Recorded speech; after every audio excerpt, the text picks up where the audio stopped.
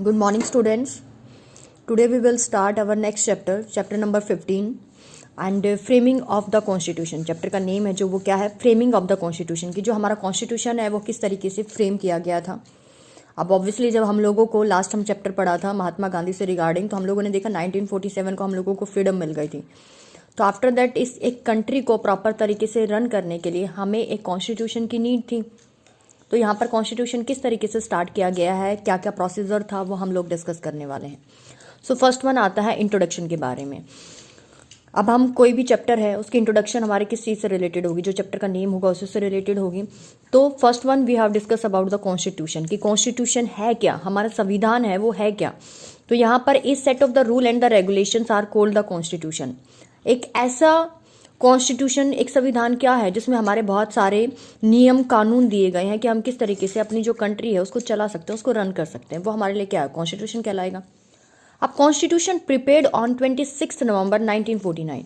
हम लोगों का जो कॉन्स्टिट्यूशन था वो प्रॉपर कब प्रिपेयर हो गया था, 26 नवंबर 1949 को.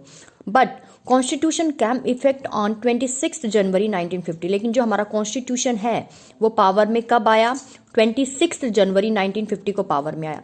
ऐसा क्या रीज़न था कि हम लोगों ने पूरे 2 मंथ्स का वेट किया.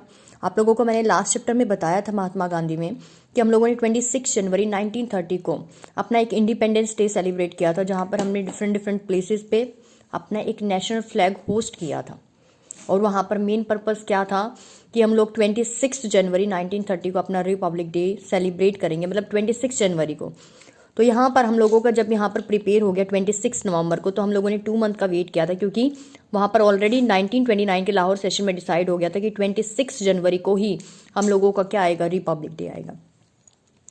नेक्स्ट वन आता है constitution framed between December 1946 to December 1949.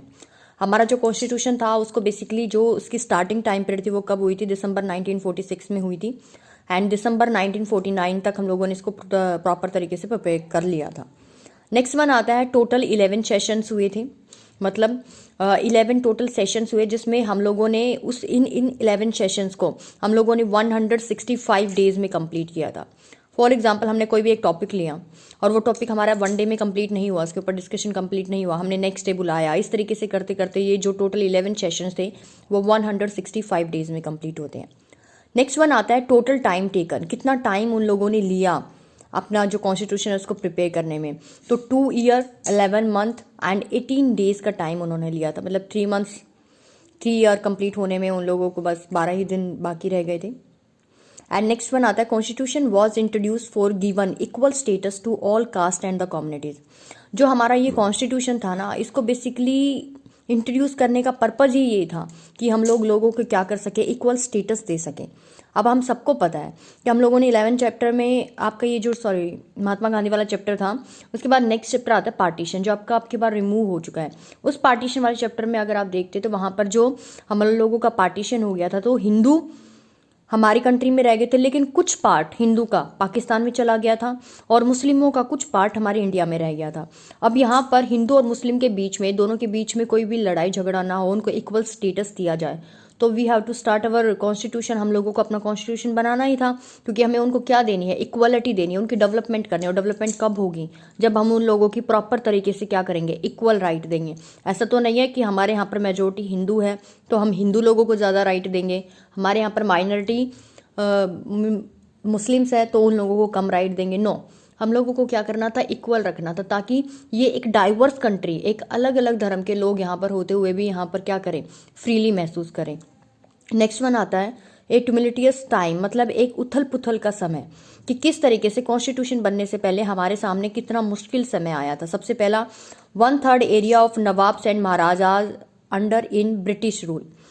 पहले के टाइम में आप लोगों को पता ही था कि जब 1757 में 23 जून 1757 है जो, उस टाइम पे हमारे जो बंगाल था वो ब्रिटिशर्स के कंट्रोल में आ गया था. सिराजुद्दौला को रिमूव कर दिया गया था और उस दिन से जो ब्रिटिशर्स थे उन्होंने हमारे यहाँ पर रूल करना स्टार्ट किया था. बिफोर 23 जून 1757 दे वर ट्रेडर्स ओनली, वो एक व्यापारी की तरह थे, लेकिन उन्होंने एक ऐसी रणनीति के द्वारा बंगाल पे अटैक कर लिया।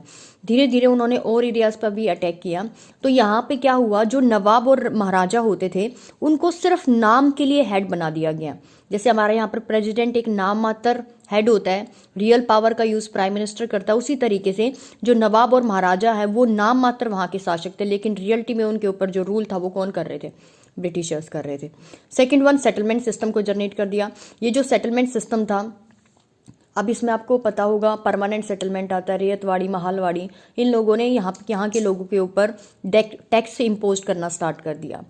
टैक्स इंक्रीज करने की वजह से, उनके ऊपर इम्पोज करने की वजह से बहुत सारे सरकमस्टांसेस हुए, बहुत सारे रिवोल्ट उनके बीच में हुए, और एक बहुत ही क्रूशियल टाइम हम लोगों ने देखा है कि कॉन्स्टिट्यूशन बनने से पहले हम लोग किस तरीके से अपनी लाइफ को जी रहे थे वहाँ के किसान।